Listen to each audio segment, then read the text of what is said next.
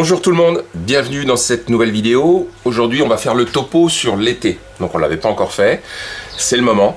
On est dans une période où quasiment tout est permis, mais également une période une fois de plus comme le printemps et l'automne avec beaucoup de dangers au niveau du bassin. Alors je vais vous expliquer tout ça. Là où tout est permis, c'est au niveau de la nourriture. En fait, l'été c'est quoi? C'est la hausse des températures. Et à partir de là, ça veut dire que le poisson est capable d'assimiler beaucoup de nourriture et donc beaucoup de protéines. Alors, un premier piège, puisque là on va pouvoir nourrir les poissons 5, 7, 9 fois par jour, ce qui est plutôt considérable. Le piège, c'est que même si votre poisson est capable d'assimiler toutes ces protéines, est-ce que votre filtration est capable de les assimiler? C'est pour ça que vous avez la possibilité, quand vous êtes dans une période estivale où vous voulez faire grossir vos poissons, d'abord de regarder ce que votre filtre est capable de faire. Si vous avez une filtration qui est quand même borderline, vraiment très juste, et que vous savez que ça risque de provoquer de l'ammoniac et des nitrites, il va falloir se concentrer sur des nourritures peu polluantes en distribuant des petites quantités 5 à 7 fois par jour, mais pas plus. Et ces nourritures peu polluantes, eh bien, vous avez un exemple ici, par exemple, avec le Koi First Complete, qui va avoir un effet complet avec tout ce qu'il faut pour vos poissons. Un taux de grossissement qui sera quand même pas énorme, mais qui sera quand même très bien.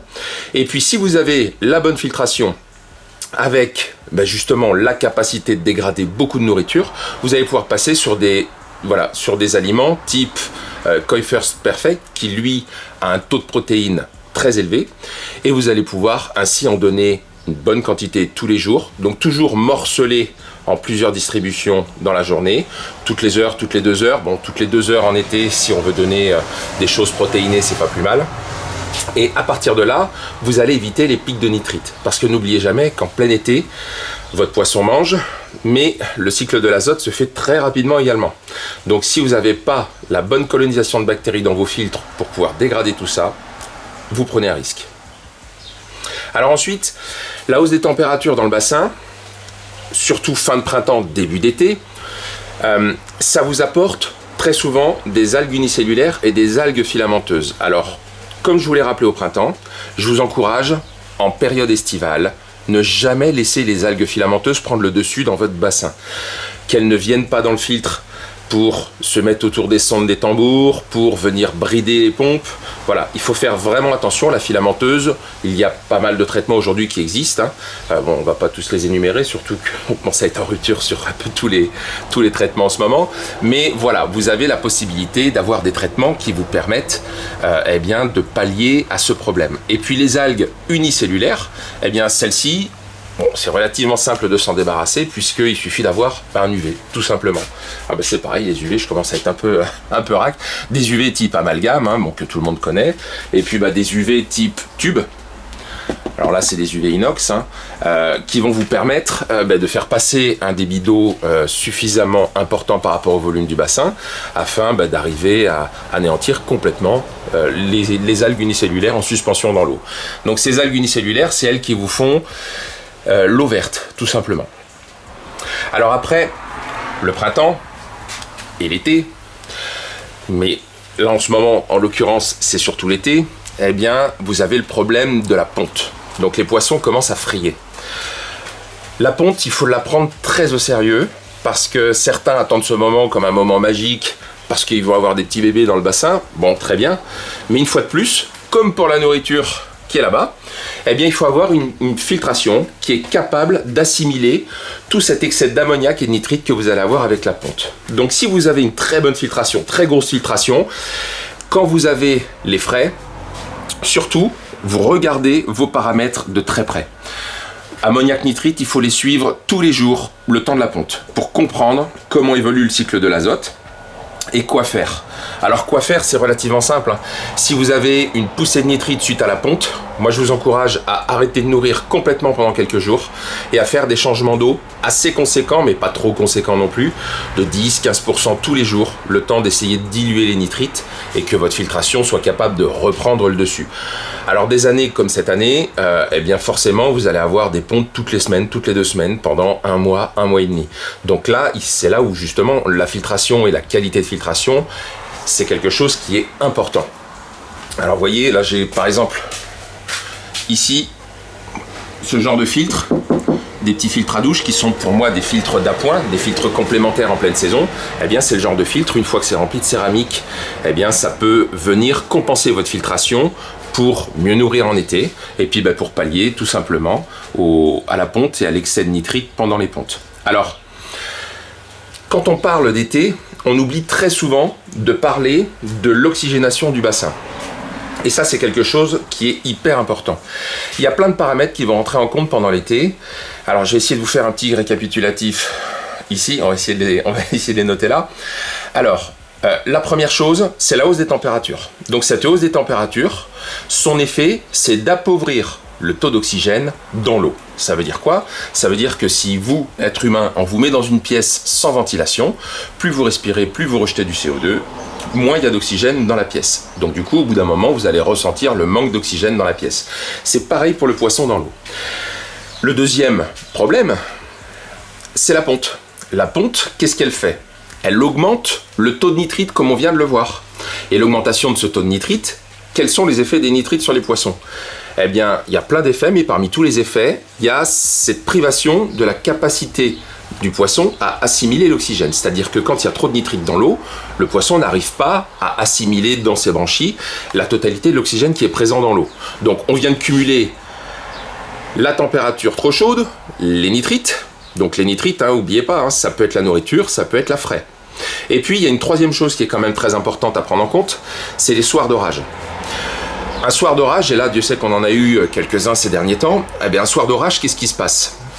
Dépression atmosphérique, donc l'oxygène n'est plus retenu dans l'eau, ce qui fait que vous avez à nouveau une augmentation de l'appauvrissement, un appauvrissement supplémentaire de l'oxygène dans l'eau. Donc on vient de cumuler ici trois éléments qui sont quand même très importants puisque si vous faites le calcul, vous avez plus beaucoup d'oxygène dans l'eau.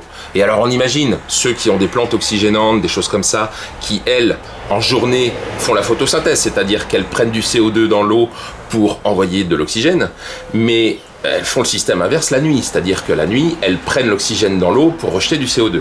Si vous avez ces quatre éléments cumulés dans votre bassin, un soir d'orage, là je peux vous assurer que si vous n'avez pas suffisamment d'oxygène et que vous n'avez pas su vous prévenir du taux de nitrite et prendre des mesures pour le faire baisser, ça peut être catastrophique. Et on voit beaucoup de problèmes sur Internet. Alors je vous montre, c'est les différents tests qui existent pour pouvoir tester les nitrites dans les bassins. On voit beaucoup de problèmes sur Internet, sur Facebook, de gens qui perdent des poissons. Alors, certaines fois de façon isolée, d'autres fois de façon importante, avec plus de la moitié du bassin qui peut mourir en une nuit, et qui pensent que c'est du parasitisme, du bactérien. Non, n'oubliez jamais, il y a besoin d'énormément d'oxygène dans votre bassin et dans votre filtration aussi, forcément, pour pouvoir pallier à tous ces problèmes-là. Donc, système d'oxygénation, il y en a pas mal. On va aller voir ça. Hop.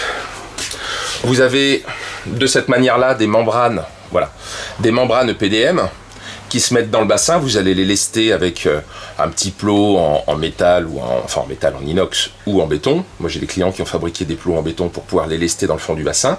Et puis vous venez les brancher, tout simplement avec des pompes à air. Mais des bonnes pompes à air qui donnent un bon débit. Alors je vais vous montrer ce que donne une membrane comme ça dans le bassin qui est à l'extérieur, puisque j'en ai une qui tourne depuis maintenant 2 mois que les températures ont commencé à monter sérieusement. Vous avez également pour les plus petits bassins des petits disques comme ceci, les disques céramiques, ou vous avez même, vous voyez, les cylindres céramiques. Donc tout ça, ça fonctionne. Il ne faut pas hésiter. C'est des choses qui fonctionnent vraiment. Vous avez également des diffuseurs EPDM lestés.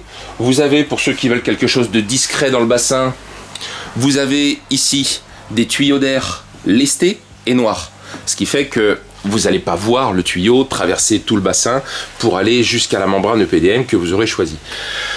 Tout ça, c'est important à prendre en compte. Mais je vous promets que si vous ne faites pas attention à ce problème d'assimilation d'oxygène par votre poisson, vous courez à la catastrophe, vraiment. Donc pour tous ceux qui veulent plus de renseignements, vous n'hésitez pas, comme d'habitude, un mail, un SMS, je vous expliquerai par rapport à votre bassin et de façon ciblée ce que vous devez faire et mettre en place pour éviter les catas. Alors, il y a également une dernière chose que je vais vous parler donc pour l'été, qui est intéressante. Ben, c'est la possibilité, vous voyez, de mettre des compléments alimentaires. Donc des choses, c'est des petites friandises. Alors, je vous parle de l'été parce que certaines des friandises sont quand même très grasses.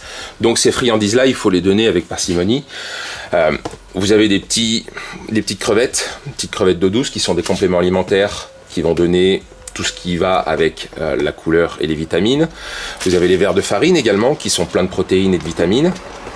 Et puis vous avez les petits cocons de verre à soie. Alors c'est des choses qui sont, vous voyez, hein, c'est vraiment la friandise. Bon là on est sur quelque chose de beaucoup plus gras avec le cocon de verre à soie, donc il faut y aller vraiment tranquillement. C'est une petite friandise, mais c'est pas en grosse quantité.